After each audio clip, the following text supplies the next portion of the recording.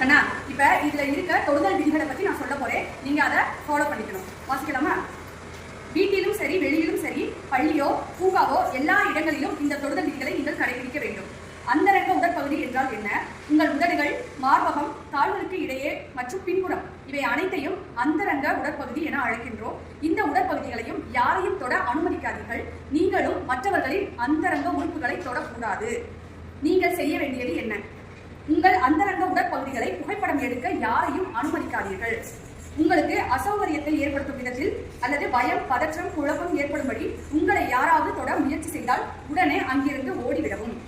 நீங்கள் பாதுகாப்பில்லாத தொடுதலை உணரும் போது அதை மறைக்காமல் அம்மா, அப்பா, தாத்தா, பாட்டி, ஆசிரியர் என நெருங்கியவர்களிடம் சொல்லவும். உங்களுக்கு உதவி கிடைக்கும் வரை சொல்லிக்கொண்டே இருக்க வேண்டும். ஆல்ரெடி இதை பற்றி நான் நிறைய உங்கள்கிட்ட பேசிட்டேன். இந்த விஷயங்கள் எல்லாத்தையுமே நீ திரும்ப திரும்ப தெரிஞ்சுக்கணும். சரியாப்பா?